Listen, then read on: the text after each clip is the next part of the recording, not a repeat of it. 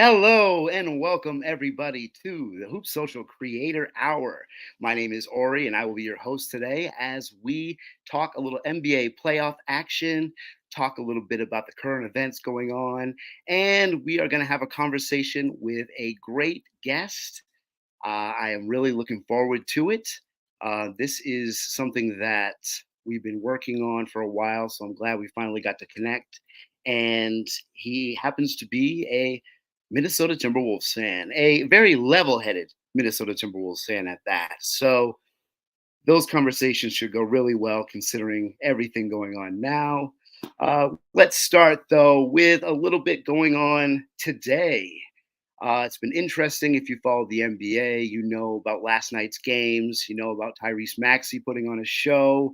You know about the Milwaukee Bucks, Bobby Portis, Chris Middleton taking care of business in Game 5 without Giannis.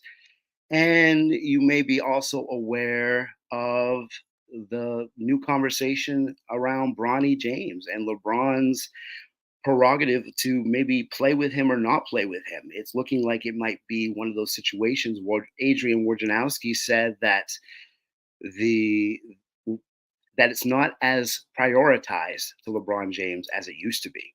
What that says about what's going on in LeBron James's mind, I'm not sure. Some people obviously speculate this means that he could be retiring earlier than expected.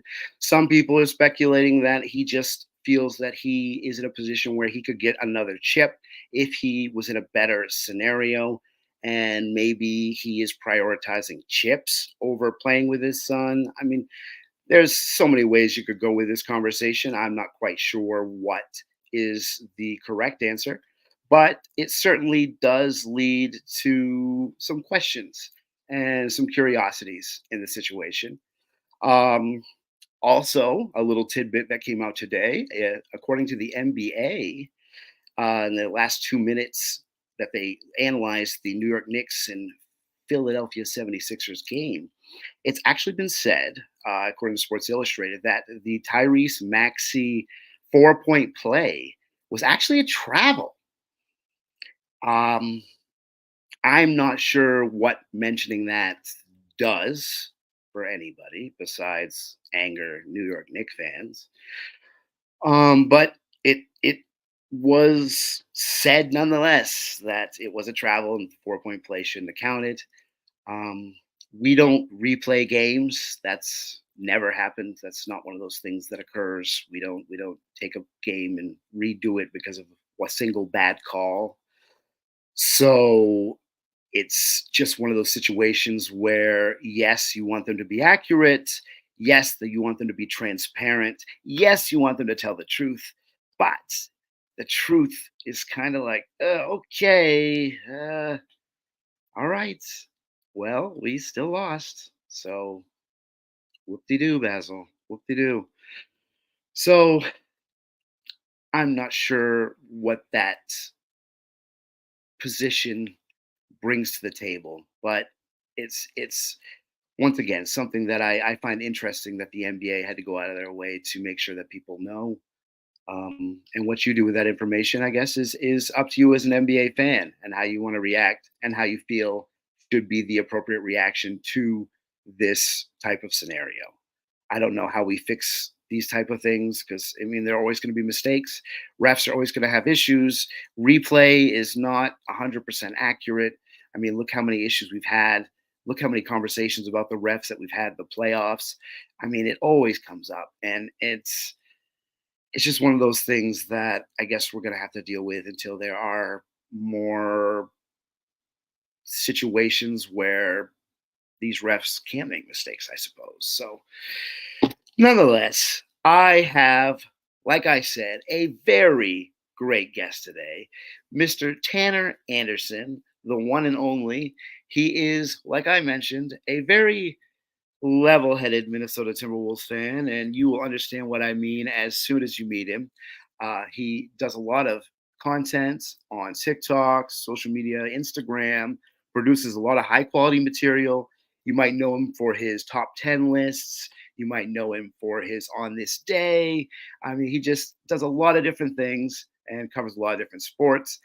And as a Minnesota fan, it just felt appropriate to get a Minnesota Timberwolves fan view of some of the stuff that has gone on lately, especially after that incredible sweep over the Phoenix Suns. So here we go. We have Tanner Anderson. Welcome, Tanner. How you doing today? As a level-headed Minnesota sports fan, it's a requirement now that we wear sunglasses because the star of Anthony Edwards is so bright. We need to protect our eyes. Hey, I what's love it. going on, I buddy? love it. That makes sense. Anthony Oh, Edwards. I Oh, feel like I you have to have got to be revel for a stoked. second and success for the first time in my life with the Minnesota Timberwolves since I was 15 years old. Because if the past 30 years of Minnesota sports have taught me anything, that this is going to end very, very soon. And the Chris Finch injury was one of two things. It was an omen to a team of destiny that was going to come together. But I felt this feeling one time before in recent memory when Stephon Diggs caught a pass against the New Orleans Saints. I go, oh my God, this is the moment. The curse is broken. Minnesota's finally going to win a Super Bowl. And then they went and got curb stomped the next week by Philadelphia. So I'm not confident that this Chris Finch injury, albeit a potential omen of togetherness, is not going to end in similar painful fashion. But with that said, Wolves are probably going to sweep the Nuggets. I absolutely love your confidence and optimism. I mean, because Minnesota fans, let's just be frank, don't typically have too much of that. So, what We I'll, should I'll have get bet. into you. I'll get into you a little bit, but I have to know what makes you so confident. I think we're actually going to win in 6. You know,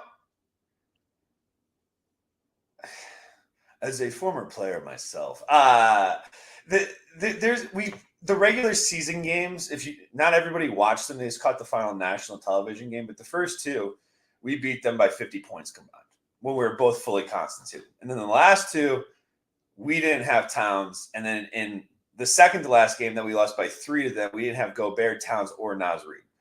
And it's just a bad matchup for Denver because we have the wing defenders to guard their shooters. And you don't stop Jokic. You just wear him down. And he's going to get his 30, 15, and 10. But we make him work for it because we've got bodies to throw at him. And we have smart defenders in Gobert, Kyle Anderson. Naz Reid's not terrible. And so I just feel like we're not scared of them. We're not and they're not scared of us either, for the record. So, and it's just one of those things where the mystique. I think if you gave them true serum, which Mike Malone kind of alluded to after beating the Lakers, when the reporter asked him, "Is he going to, revel in this victory for a little bit?" and his exact quote was, "No, I've got to go prepare for that beast in Minnesota." You follow Denver social media and hear Denver quotes like Michael Porter Jr. after they beat us by 3 without Naz Reid, Rudy Gobert, and Karl-Anthony Towns.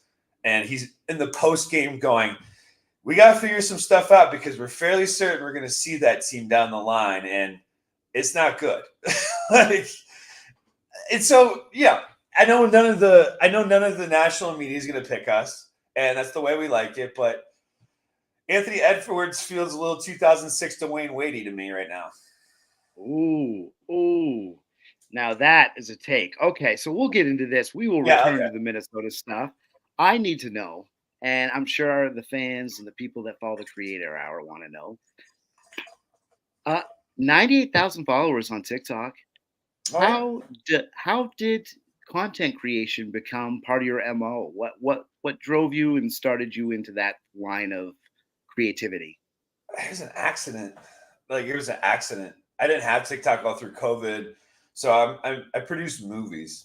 That's my job. I make movies, and so I had a movie that came out right before COVID for Lionsgate, starring Alan Richson, who's Jack Reacher now, and it did pretty well. And then COVID happened, and all my movies went away. And I spent 8 months writing things, getting things set up, raising financing. And then the little bit of the crash occurred and all my financing went away and nobody was buying stuff. And I told my buddy, I go, I need something that's just for me. that's an outlet for my creativity, because you create things and then you send it off and you wait feedback and then you make adjustments and you never get it out there. So I started TikTok in 2022, February 2022. And I started off just kind of what I do now. I went through every single NBA draft in Minnesota Timberwolves history. This is my first ever list. And I said the pick that they made, and then I went through all the players they could have had. And I did that every single draft. Oh, and man. it was starting in 1989, and they like didn't make a single good pick. And then when they did, they traded them like Ray Allen or Brandon Roy. And so I did that, and I had 44 followers, and I was just sending it to my friends. And my friends like, this is fucking hilarious, man. Like, and so my friends are cracking up. So my whole goal was just to do this thing that was fun to make my friends laugh. And then I did my next series was called Minnesota Misery, and I did the worst playoff losses in Minnesota Vikings history. And I went through the top 10 of that. And then my next series after that was I did the worst Super Bowl halftime shows. And it was, I think, number 5. I did Maroon 5. And I said at the top, I go, Adam Levine out here looking like the human embodiment of a Chipotle bag. And I said that because he had all those ugly ass tattoos, he looked like a Chipotle bag. And I posted it. I went to sleep, and I woke up and I had like 2.6 million views. And I went from 44 followers to like 4,000. And then my next video, I had already recorded it. I said, Beyonce's music sucks. I go, come at me, Beehive. I don't really give a shit. Like, Beyonce makes terrible music. Name me one good Beyonce song that doesn't have a video attached to it. Exactly, you can't. And so I posted that. Then right after that, that went viral. And it was kind of just, I didn't know what the fuck I was doing, because it was so unintentional. So I changed my handle to Top 10 with Tanner. And I was like, all right, I'm just going to do top 10 lists. And then I got into like top 10 worst NBA haircuts, top 10 worst NBA trades. And it just kept growing and growing and growing. And I was like, top 10 greatest dunks, top 10. And I was doing top 10, top 10, top 10. And before I knew it, I had, probably like 50,000 followers in a month just doing these lists. And it became like addicting. Like, I'm like, oh, this is fun. This is fun. And I didn't want to be pigeonholed into just doing top 10 lists. So I changed the name from Top 10 with Tanner to Tanner's Cranium, and now TannersSports. Tanner's Cranium is my other page. TannersSports, because I wanted to be more broad. I wanted to do 25 if I wanted to do 25. I wanted to do 30 if I wanted to do 30. Hell, I'll do 5. And so top 10 was just so – and so, I just kind of figured it out from there of what I was doing kind of as I went. You make mistakes along the way. And as we know with TikTok, it goes up and down. And you just kind of have to ride the wave one way or another. And yeah, I mean, probably parlaying into your next question is I started doing this for me, for fun. So I still do this for me, for fun. So I don't really give a shit what you think or what the audience thinks, because I'm not doing it for you guys. I'm doing it for me because I'm having a good time doing it. I have a question that I'm curious in answering, and I better be damn curious in answering the question, because it's a fuck ton of work. It's a fuck ton of research. And then after I do all of that, I got to go record it. And if I'm not enjoying it, the audience is going to know. So I better really, really enjoy it. And I didn't start it to become famous. I didn't start it to make money. I started it to have an outlet for my creativity. And so I've never taken brand sponsorship deals because, one, I work other jobs. I don't need that. And two, it's not really what I do. I do this shit for me. And there was a point in the rubber meets the road where I was a little bit more, I initially started it as a caricature. I called it the human embodiment of the internet troll. So I wanted to act like a troll. I was like, this motherfucker right here. Like, I was really outlandish. And then I caught on that the 12, 13, 14-year-old boys are listening to what you're saying as gospel. And like, you had a responsibility to like not be ignorant. And so that's when there was like a switch that happened where my page actually didn't go very well, where I took away the character completely. And I was just spitting history, NBA history, trying to teach these kids about Bob Pettit and Elgin Baylor and doing really historical stuff, but talking like this. And now I'm kind of back to like a happy medium where I have a caricature because it's more engaging to watch. And while also knowing who I am and what my audience is and how to not, and how to still educate them. And what was crazy, what like an epiphany that I had recently was I was watching Ryan Gosling on Saturday Night Live, and I'm watching it, and it was right after the Oscars. And I'm like, dude, this guy, every room I go into in Hollywood, everybody's talking about Gosling. Everywhere, everybody's talking about Gosling. What is it about him? Because it's more than just the good looks. I go, you know what he does better than anybody I've seen, probably since Paul Newman? Brad Pitt's really good at it too. Is he is so self-deprecating, and you can tell he's having fun. He allows the audience to have fun as well because they're in on the joke. So why don't I have fun while I'm teaching people things? So recently, I saw like the worst NBA contracts. If you go watch that compared to something I did 5 months ago, you'll see this little contrast of just me trying to have more fun, but I'm still giving the same information. I'm just enjoying it a little bit more, if that makes sense. Yeah, absolutely. It makes a lot of sense. And I think, you mentioned your ability to do this regardless of what people think, because you would be doing it anyway. This just gives you a platform to share what you would be doing. And I think that energy is palpable. Like, you can feel the passion in what you do. And I think that's what makes it so relatable and entertaining, to be honest, is people look at it and go, okay, this guy likes what he's doing. I'm going to like what he's doing. Yeah, absolutely. That's good stuff. And it's the same shit that I talk about with my friends that you and I text about. Remember when I like texted you and I go, yo, who are the greatest rappers, NBA comps? Yes, I texted you that. And you're like, I don't know. And I go, like, Andre 3000 is like Tim Duncan because they're both like really understated. And like they both don't like the spotlight and you kind of forget about them. But anybody who knows anything is like, yo, they're the dopest. And then I go, I'm gonna come up with it. And then 2 days later, I came back and I had written out the entire series. And I FaceTimed you. I go, dude, I came up with this. J. Cole is Kobe because of this. MJ's Biggie, and I did like a whole thing, and nobody watched it, and I didn't care because I was like, this is the dopest shit I've ever done. And I'm like, because this is what I grew up on. I grew up on hip hop and basketball, and I really love it. And then like sports history, it's the thing when you get older, and we're seeing it right now with the kids these days, thinking that LeBron's the GOAT. Like, I'm not going to tell you you're wrong, simplistically, just because you didn't see and feel and live through what Michael Jordan was. You don't have that perspective. Just like somebody you can't explain to them, Michael Jackson was Taylor Swift way before Taylor Swift existed. Because they wouldn't get it. They think Taylor Swift's going to be the greatest thing since sliced bread. There's never been something as big as her. And you're like, Michael Jackson, the Beatles, Elvis Presley.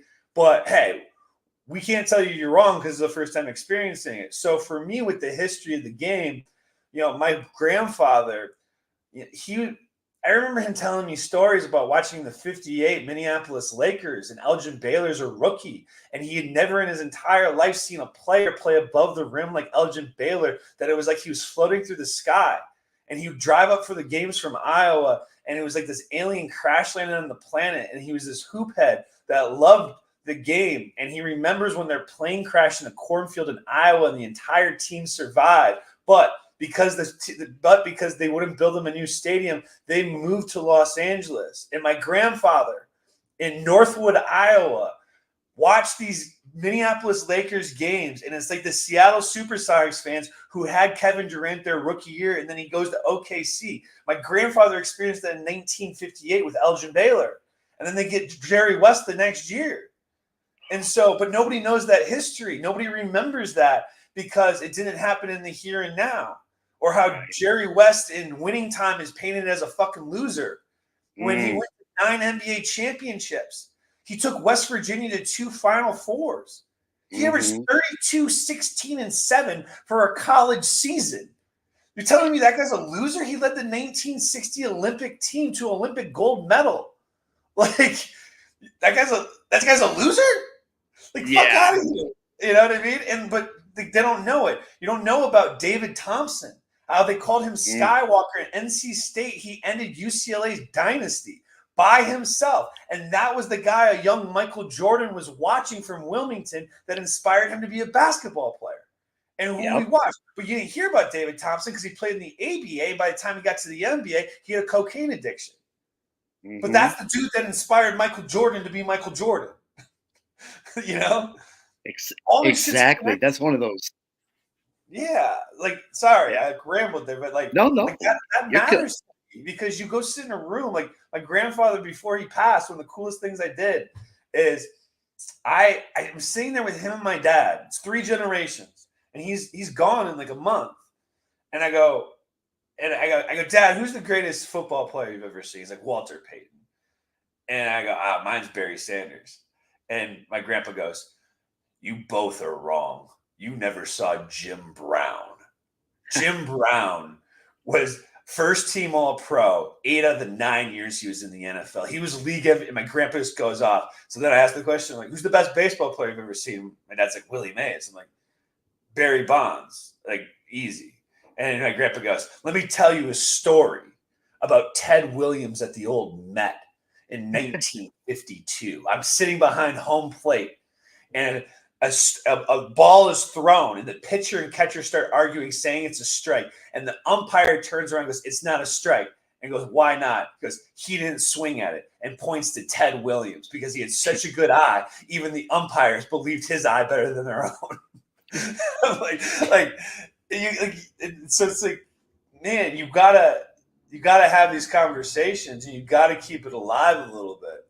Like, and I'm blessed with a memory that I can remember a lot of stuff. Like all my videos, they're all memorized. I don't have a script.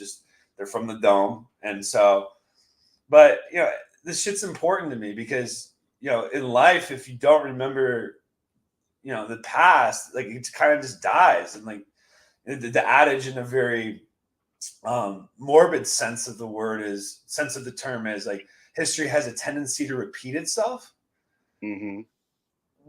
Well, we also know what happens in history of sports when people don't talk about it, like the Negro Leagues. All these great players that we never speak about, the Satchel Pages of the world, and the Josh Gibsons, who's arguably the greatest catcher ever that nobody knows. It's our point. We gotta, like you mentioned. I mean, we can have fun with it. But I think the educational portion of things is so important, especially because I don't think it's not about changing people's minds. It's about just opening them, in my opinion. Just be open to history, look at history, and it gives you a better understanding of just the evolution of the game. And that's great. That's well said. That you're never going to change people's minds. I don't think anybody on the internet that thought LeBron was the GOAT or Michael was the GOAT saw a video of the opposing argument and changed their mind. It's not going to happen. It's never going to happen. And that's fine. I just want people to consider how would we be talking about Magic Johnson had he not had to retire at the age of 32 from HIV? 9 NBA Finals appearances in 13 seasons. What about Larry Bird? 84 to 86, arguably I think it's the greatest run in NBA history. 3-year run. Right up there. Absolutely. That problem. Let's just talk about it. Mm-hmm. You think Wilt's better because he put up better stats than Bill Russell? Okay, that's that to me is like saying Kobe was better than Duncan. I think Duncan was better than Kobe. Mm-hmm. Like, we can have that argument all day. I think Duncan was better than Kobe. And then you're going to say, oh, well, Duncan had 3 Hall of Famers on his team, or 2 Hall of Famers, 3 with David, the Admiral, and a Hall of Fame coach. Kobe didn't have a bunch of fucking schmucks. Right. Jack, he had Phil Jackson, then he had Powell. Like, and so, it's like, but you have to know your shit in order to have that debate. Mm-hmm. And or why does nobody talk about Moses Malone anymore? Top 15 player of all time. Mm-hmm. Moses, very underrated. He's incredibly underrated because he got out of the social zeitgeist after he retired. He didn't have an aesthetically pleasing game. And the same thing's going to happen to Tim Duncan unless people talk about him. And the same thing happened to Karl Malone for other reasons. Yeah.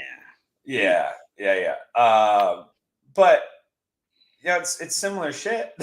Yeah. So, yeah, man. So that's okay. So now, not to completely go off the rails here or change gears, but I have to know how, and maybe this is not meant to sound offensive as it's about to sound. Yeah.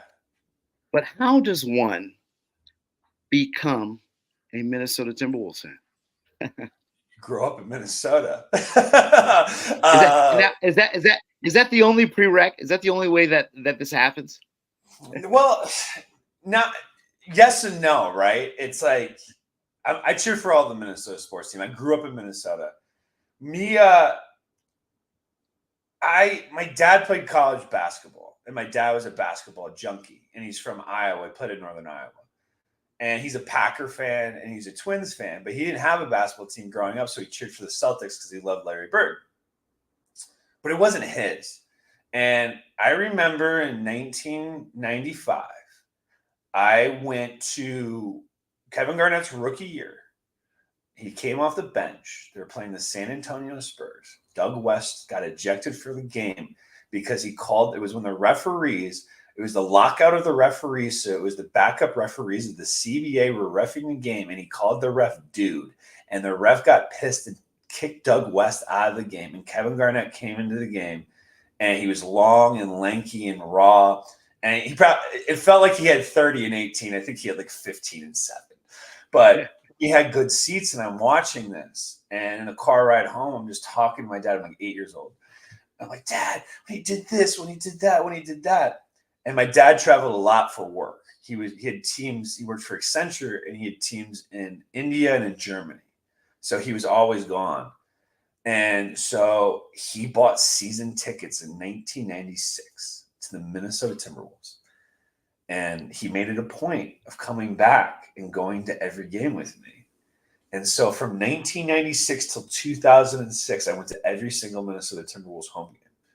And I saw the whole Kevin Garnett prime era.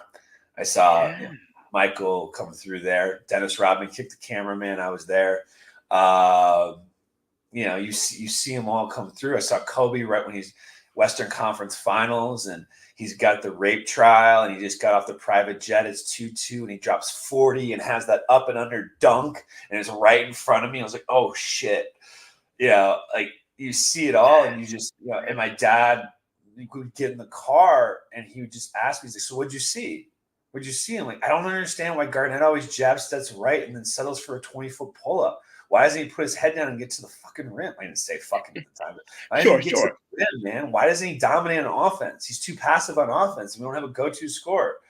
And, things like that. And so it was really a father and son bonding. And what's been really fun, because my dad lives in New York City now, and I'm in Los Angeles, is during this run, he gave up on NBA basketball for a while. He just didn't like this. It was during Isaiah Thomas. He hated how much Isaiah Thomas carried the ball.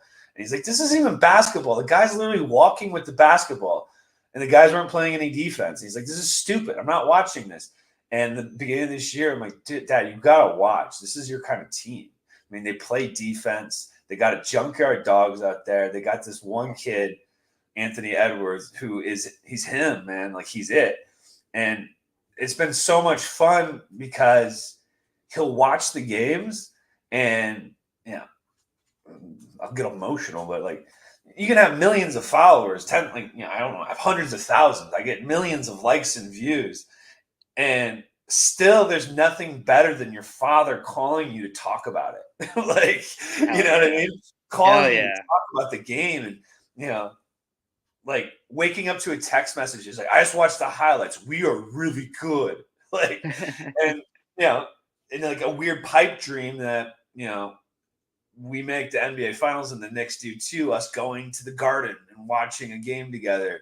So, like, it's a father-son thing, and you become a basketball fan with the Timberwolves. And then through the lean years, I had friends during the Ricky Rubio era, Kurt Rambis, triangle offense, Johnny Flynn, Michael Beasley, Darko Milicic, that I would cancel plans on a Friday night to go watch a 14-win Wolves team. And I would not go out to dinner with friends. And, like, my buddy Will, who's from Boston, told me like 4 years ago, he goes, I've never seen a person that is a bigger fan of a shittier team than you. And I was like, yeah, man. I love it. Like, I love the team. I don't know what it is. I talked myself into Derek Williams. I talked myself into Corey Brewer. I talked myself into Alexi Shved. I thought he was Reggie Miller. So, yeah. Oh, Alexi Shved, Yeah, Reggie Miller. that's how I get Now that's I love that. But see right there, that is the beauty of sport. Like that story, that's like, people say what they will about them being distractions and them being unserious and people get paid too much and yada yada. I understand the hatred, yada. But at its core, there's still some beautiful simplicity to what sports accomplish for people and how they can bring people together. Right. And I think that there are certain things in sports that just only happen in sports. And they're just beautiful things. And that thing with your dad and having that relationship and having that with the Timberwolves, I mean, that's awesome. That's really awesome. And now I totally understand. I get it 100%. Nobody can call me a fair weather fan either. I've been through the rough. My dad told me, and like, I wasn't expecting to get emotional there. And you don't realize how much it means to you. I mean, I knew how much Minnesota sports meant to me because the city means a lot to me. But I remember my dad, it was about a year after his dad passed away, because he's from Iowa, and everybody in Iowa cheers for the Iowa Hawkeyes. Like, the basketball teams, the football teams, like, they're crazy down there.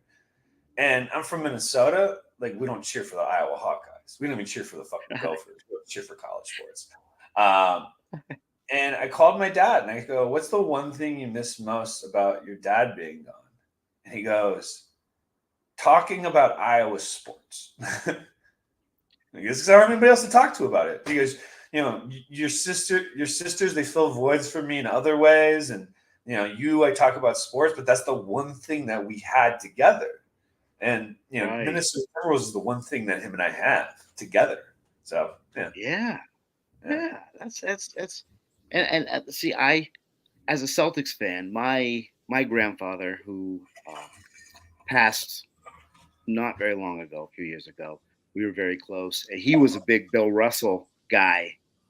And it's funny, you mentioned, you mentioned the generation thing earlier, how you were going through the examples. And, we had the exact same, my grandfather was the Bill Russell guy. Then, my uncle, who's like a father figure, was Larry Bird. And then it was me coming in with Michael Jordan. You guys are crazy. What about these, what are you talking about? It's just great. I love that about sports. And I love that for you, that it's so impactful in your own life. I mean, that's something that I think is just, it delivers a level of happiness that you can only capture from certain things like this. And it's like, for being from that area, like, I'm sorry, you New Englanders are not going to really be able to relate to it. Not because, I respect the hell out of New England. You guys are hardworking, really, really kind people. But you've had success with sports. A lot of it. And everybody wants to do the pre-2000s, but you had the 80s with the Celtics. You know, you had the Bruins with Bobby Orr. We don't have any of that, and we're a proud people and we love these teams, and they just constantly let us down. That to see an entire city and friends, like you hearing about, my buddy I went to high school with reaches out to me because all of his coworkers at work are fans of my social media, and they watch my videos. And he's like, it's so weird. I was walking by the cubicle and Jared is watching a video and there's your face. Oh, that's cool, man. But like, you have group texts with buddies from high school and buddies from college, like that you haven't spoken to in years, and you're all speaking about this kind of stuff. And, it's really fun to see for the city. And it's not, whether this ends against Denver or not, to have one of those guys. Mm-hmm. We've never had one of those guys. Kirby Puckett, Randy Moss, but a Kirby Puckett and a Randy Moss doesn't change the fortunes of an entire city or a franchise. Mm-hmm. They're a part of a bigger thing. Anthony Edwards is Derek Jeter. Like, he's Patrick Mahomes. Oh, he is him. He is him. And it doesn't happen to Minnesota. Like, we don't get that guy. We watch LA get Kobe. We watch Miami get Dwayne Wade. We watch the Yankees with Jeter. We watch everybody else except for us. We're always the bridesmaid. And now for the first time, we're like, whoa, we have not just a guy, I would say the guy. The guy that could be one of the greatest, and I know this is blasphemous because he's 22, but with the personality, the way he plays both ends of the floor, and the way that he's developed, and the way that his peers talk about him. Mm-hmm. Think about Kevin Durant speaking about Devin Booker 7 years ago when he was on those shitty Suns teams, and Kevin Durant was praising Devin Booker. That's a sign when the other players in the league are talking about you like you're something before you're something, because they know before everybody else does. Draymond talking about it on his podcast, LeBron talking about it, KD giving flowers after the game. They know. They know what's up. Absolutely no, because it's so easy to see. Like, I remember when he first started. I'm not going to lie. I was a little bit skeptical of what his ceiling was going to be, because I wasn't quite sure, what kind of category to put him as a player. And now with the evolution, it's just like, this guy is a number one option that affects the game, both sides of the ball. I mean, arguably this season, he had the best offensive highlight and the best defensive highlight. For sure. You could argue. And I think it's inarguable. I think fair enough, but it's just like, find me a better block in a higher stakes situation and a better dunk ever in basketball. For the record, that combination. After game two against Phoenix, he scored 15 points and he was 3 for 17 or something like that. He tweeted out, I go, casuals will still think Luka is a better player than Anthony Edwards because he goes for 30, 10, and 10. But real basketball players that watch that game can see a guy who went 3 for 17 and totally dominated the game on both sides of the ball with his playmaking and with his defense, because that's what he does. That game, he went 3 for 17 because he held Devin Booker, I think, to 11 points. Guarded him one-on-one for 48 minutes. Yeah, because that was the one he was like 5 for 13, wasn't it? 6 for 13. Something crazy. Like he was terrible. Yeah, he was not good. Him out of the gym. And Nickeil Alexander. And that's the difference for me. If I'm starting a franchise, I'm obviously biased. I never was a Trae Young. Luka, I always thought was Lamar Jackson of basketball, where it's always somebody else's fault. He's this great talent that needs specific things around him to succeed, but nobody knows what it is. And it's always somebody else's fault when it doesn't. So Luka, to me, until he learns to play both sides of the ball, which I don't know if he has the lateral quickness to do as such, to me, it's an Ant and Wemby conversation. That's it. I like that. I like that thought. I can definitely see that because Wemby is phenomenal. I've talked about him numerous times this season. I think he's just absolutely incredible. And Ori, Anthony Edwards is awesome. Ori. What I what was just in what? Spain. I was just in Spain. So I was in Madrid and Barcelona. So I'm sitting at the Four Seasons bar in Madrid, and I start talking to this couple. They're from San Antonio, Texas.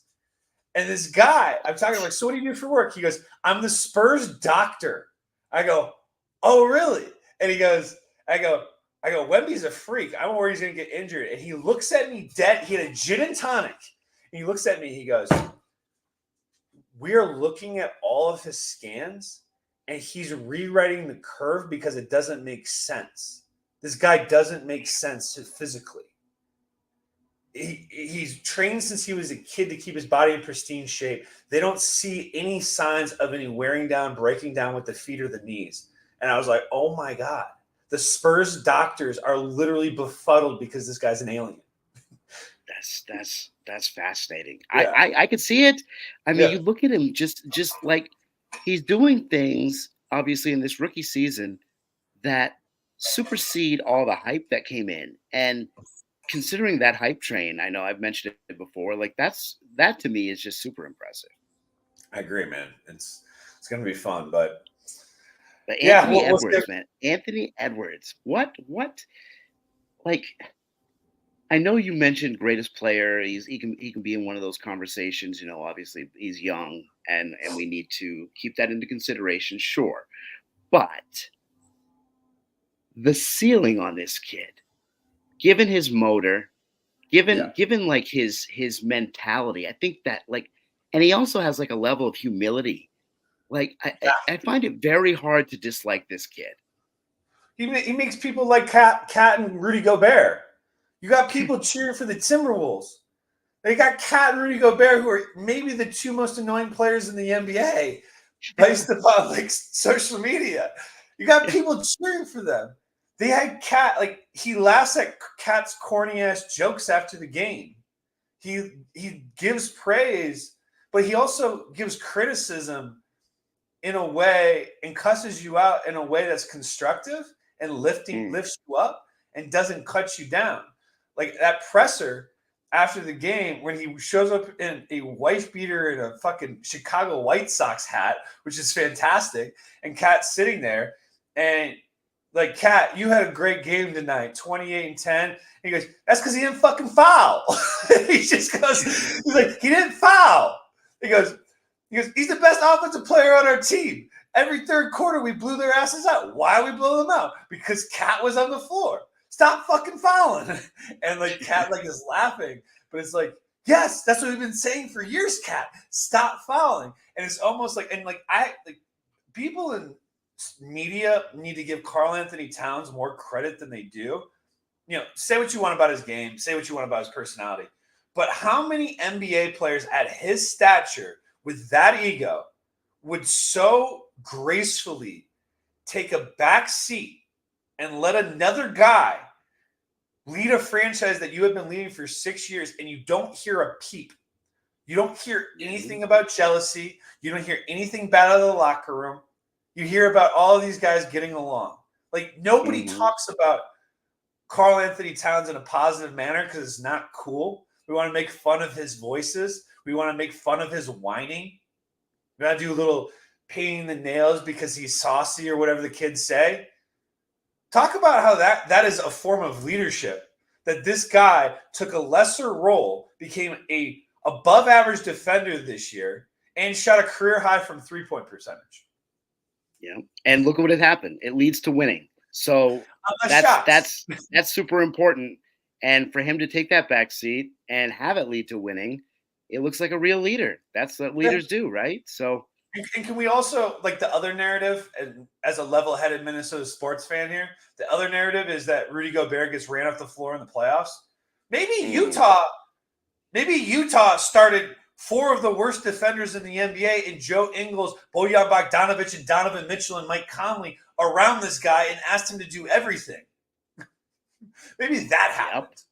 Instead of him, the 4-time defensive player of the year about to be. You give him, look what happens when you give him perimeter defenders. You surround with Jaden McDaniels Anthony Edwards, all these wing defenders, and all of a sudden, once again, yeah, elite defensive player of the year. Like It's a I vacuum. Rudy's not the problem. Like, yeah. it's just Now so it's fun. It's funny to me. speaking. Go ahead. Go ahead. Oh no, I was just gonna say. Speaking of Rudy, that's a nice transition. I was curious. Now with hindsight and success from this season, how do you view that trade? What I said from the beginning after I cooled my heels, it was a lot of picks, right? And you see the price tag and you go, okay, how much? And then you take a step back, and obviously hindsight's 2020. The thing with that trade that nobody ever talks about compared to the PG trade, Minnesota didn't give a single blue chip prospect in the deal. It's true. You don't give a blue chip prospect. You're essentially you're filling out the edges. Lauri Markkanen, a star, is he a number 1 on a championship team? Probably a number 3 on a championship team, I would imagine. Walker Kessler, you're going to say he's going to be a nice player, but he's not going to ever be an all-star. And so we gave up Patrick Beverley, Malik Beasley, Jared Vanderbilt, and Walker Kessler in 3 first-round picks. That would have been 4 first-round picks, which would have been 2 first-round picks. But Danny Ainge asked for Jaden McDaniels in the trade, and we said no. And they says, well, then I want 2 more first-round picks. And he said, cool. So would you rather have 2 more first-round picks and not have Jaden McDaniels, or lose those 2 first and keep Jaden?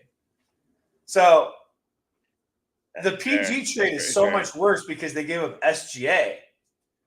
They gave SGA, who's going to be an MVP candidate. We gave up Walker Kessler.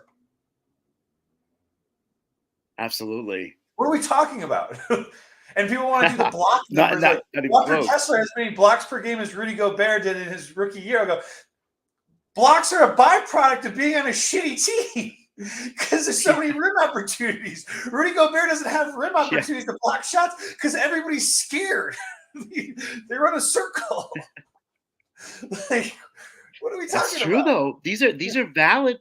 These are valid points. This is not ridiculous stuff that you're saying. I mean, it's not. You know, you happen to be coming across very level-headed.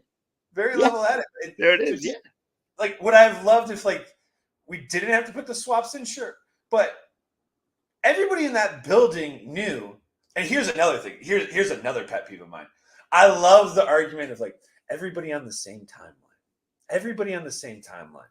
Well, you know what's going to happen with OKC when everybody's on the same timeline? They're going to get a massive fucking tax bill that their cheap-ass Orton Clay, whatever his name is, can't pay, and then they're going to trade James Harden to Houston for Kevin Martin and 50 cents on the dollar because they don't want to pay the tax bill because everybody's on the same timeline. You know what's crazy about this? We have 3 guys, Nas, Jaden, Anthony Edwards, 22, 22, 23. Karl Anthony Towns, 28 years old. Rudy Gobert, 31 years old. Mike Conley's the one at 36. But our timeline, we just shifted on down. It's a longer timeline. You spread it out and you can pay the guys. Mike Conley just took a discount contract. Jaden's contract kicks in next year. Towns' contract kicks in next year. And Ant's contract kicks in next year. I guarantee. And Nas we got for 4 for 44. Oh, I know. What a deal, huh? What a deal. And Rudy has a player option. You don't think Rudy's going to opt out and sign a more team-friendly deal after Conley just did for longer years to keep things together? Nickeil Alexander-Walker we got for 2 for 8. I'm friends with, God rest his soul, John Beasley, Malik Beasley's grandfather. And last year at the trade deadline, I knew about the trade 2 hours before Woj broke it. Because John texted me that Malik just got noticed that he got traded to the Lakers. And when I found the details out from John, God rest his soul, and we got Nickeil Alexander-Walker and Mike Conley back plus 3 second-round picks for D'Angelo Russell, I tweeted out, and everybody called me a casual, and everybody said that I didn't know what I was talking about and show receipts. One, I'm not going to screenshot my fucking text messages. When I have receipts, I know people. I have a track record. I know a few fucking people. So usually what I say is pretty good. I'm not just making things up. And 2, I said, this is an incredible trade by the Timberwolves. And everybody thinks NBA 2K. D'Angelo Russell can score. He's got the highlights. I'm like, Nickeil Alexander-Walker is such an underrated player because he's a lockdown one-on-one defender that you can put on an island and he's not going to get torched. And what's the playoffs? It's all about matchups and guys that get on an island and how you defend them and switchability. And we saw it in the Phoenix series where it was like, Kevin Durant beat us 1-on-5. Good luck. Good luck. 1-on-5. You're one of the top 15 greatest players of all time. Beat us 1-on-5. Go ahead, knock yourself out. Like, we're gonna face card. That big 3 of Phoenix couldn't do anything. I mean, they couldn't do anything, and that was supposed to be their elite skill, is shot making and offense and shot creating. And Minnesota made them look very pedestrian for that series. So to bring this full circle, Bruce Brown at the end of last year's playoffs said the team that gave us the hardest time was Minnesota, right? Mm-hmm. The details of that series. Jaden McDaniels didn't play. Injured. Naz Reid didn't play. Injured. Kyle Anderson missed the last 2 games. Injured. And Minnesota led every single game going into the 4th quarter. So you're telling me, now fully constituted, with another year under their belt, and a year older, a new defensive scheme that Rudy's more comfortable in, that somehow that's going to get worse? That's okay. Okay. So as we approach the ending here and we get closer to the end of the show, you mentioned Minnesota in 6. Yeah. Minnesota makes the NBA Finals. What they make it to, say, Boston. Are you confident enough that you pick them over Boston as well? No. Porzingis, it matters, right? Horford, yes, that's for sure. Horford, is Towns' mentor, and Towns always struggles against Horford really badly. Horford has mind games on him. Derek White, Drew, Jason Tatum. That's tough. Like they can go toe for toe. Now, if you tell me Porzingis calf strain is an Achilles thing, I got a different take on this. I think Boston, you can't replace the experience of having been there before, getting deep in Minnesota's first time. And I really do think that Chris Finch getting injured is it's a huge deal. Like not having your head coach on the sideline coaching your team and the assistant coaching it. Chris Finch is a finalist for Coach of the Year. He's improved every single year. But with that said, our assistant coach is probably still a better coach than Joe Mazzulla. So, I don't think Joe Mazzulla taking strays. Yeah, I don't think in nut crunching time, Micah Nori is going to be like, you know what, guys? Let's just run ISO after ISO after ISO. Your turn, my turn. Your turn, my turn. Your turn, my turn. Like, and it's dude, so frustrating. So, and I've never thought Jason Tatum was him. I thought Jason Tatum was like him, like nice, but I never thought that he was like. He had too fucked up of a haircut to be a guy. You can't have that fucked up of a haircut to be and those bad tattoos and be one of the guys. Think about it. Larry Bird had a fucked up mullet when he came in the league, and they got that shit cleaned up. Name another guy that was an all-time great that had a fucked up haircut. Yes. Rules of science. That's why Trae Young. I don't think Trae Young ever gonna get there. Fucked up haircut. Can't do it. Luka, snaggletooth. Too ugly. Can't do it. Sorry. But Victor Wembanyama, perfect teeth, great waves. Look at that kid. He looks like a stud. Anthony Edwards, $1 million smile. That's a star. Dwayne Wade looked like a model. Michael Jordan was a beautiful man that made suburban white women uncomfortable. That says something. Magic Johnson, there's a reason he got HIV. Like, Wilt Chamberlain, he banged 10,000 for a cause. Right. There's Jason Tatum? Yeah. I'm so biased, man. I'm so biased. I absolutely love me some Jason Tatum. I'm not gonna lie. I've seen him. His biggest issue for me is obviously the consistency stuff. He's had some so many playoff highs, and then had those playoff lows that he becomes difficult to quantify because you're like, okay, I've seen this guy score 51 in a game 7 versus Philly. Then you go, I've seen this guy also, shoot 5 for 14 in a finals game. So it's like it's just he's tough to predict because I feel He like he dances can too be much. him. He dances too much. Stop dancing for me. Like, Maybe, and maybe that's dance it because over here. Don't 'cause their dance, man. their pace gets so slow in the fourth quarter, and it's so frustrating because I want him, they're so dude. fast. He's been in the weight room, like kid's yoked. He's put on so much muscle. He's worked on his body.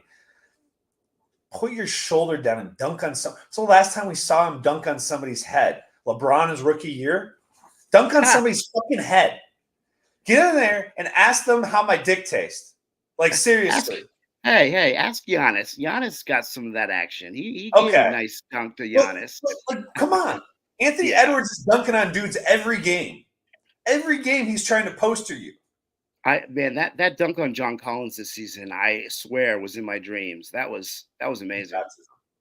I was watching it Yeah, live and I ran around the room. I was I just can like, imagine.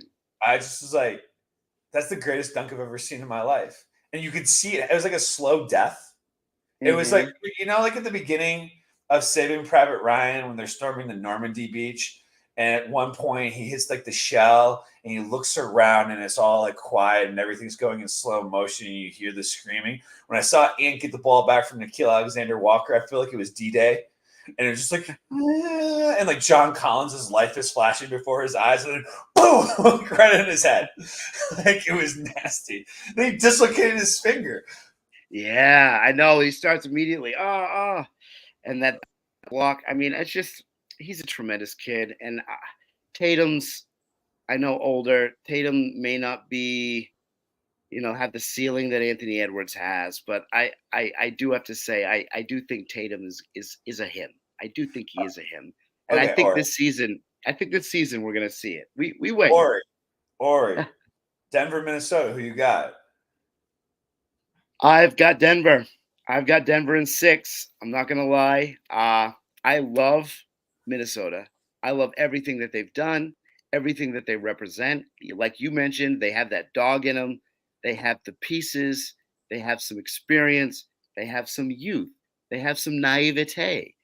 They're confident. They have all the pieces to make it. But Nikola Jokic, I think, is just too much. Okay, I think he's too much. he's awesome. And for the record, I love Denver. I love Denver, the city. I love Denver Nuggets fans. I love the way Denver Nuggets play. I love Nikola Jokic as a player. Like this isn't the meth infested town of Oklahoma City where the fans are just like the vile of the absolute earth. I love Denver. I'm Mm. fine with it. I just want whoever just to go smash Oklahoma City because they really annoy me.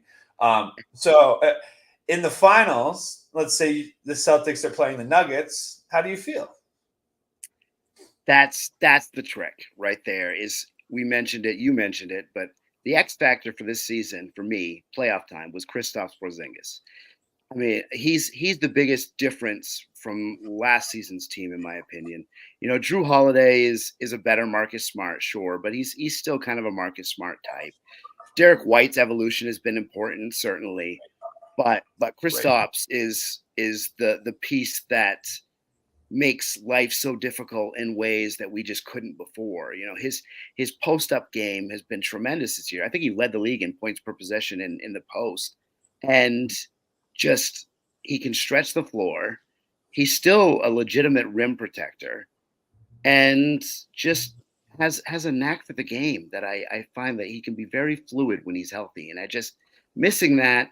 If it comes to it, I'm nervous. I would pick Denver if we don't have Porzingis. Not gonna lie, I would pick What if Denver we're in playing that series. Minnesota and you guys didn't have Porzingis?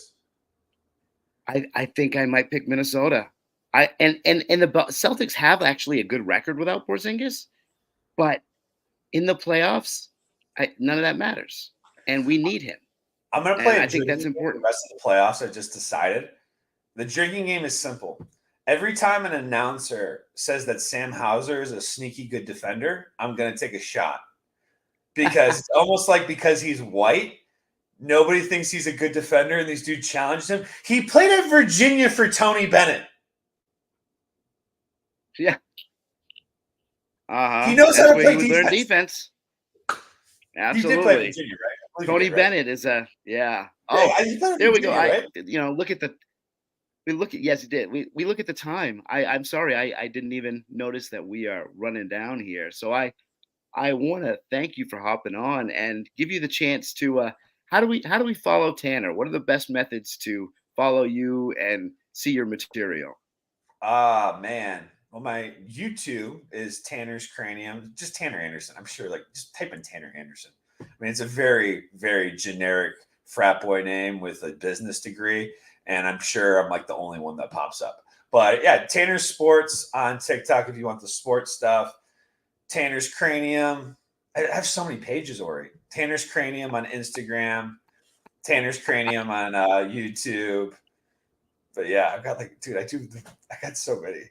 You don't even know about half my pages. I So do this many, shit for so fun, many. like I told you. I I have a know, right? culture. Dude, I have a TikTok account with like 11,000 followers and an Instagram account with 13,000 followers where I do the same thing for sports that I do for movies. And That's then I have awesome. one That's where I awesome. just talk about economics, and then I do a history page. It's like 4 different ones, and I post them all across. I'm stupid. You are a I need, machine, my guy. I You need are a a girlfriend. machine. I need a girlfriend. If Clearly, apparently. there's nobody, yeah, I need a girlfriend. Anyway, good talking Oh to you, god. Well, buddy. everybody, this Timberwolves this winning was 6. great. Yes, this was great to talk to you, Tanner. I thoroughly appreciate you hopping on with me today. This has been a lot of fun.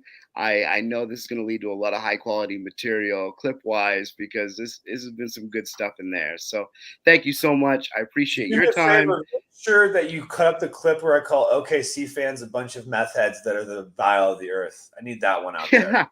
Okay. I'll make sure to tag you. Appreciate it. See you, buddy. All right, Thanks. guys. Well, this is the Creator Hour. This is Hoop Social. Hope you guys have an excellent rest of your night. And we are.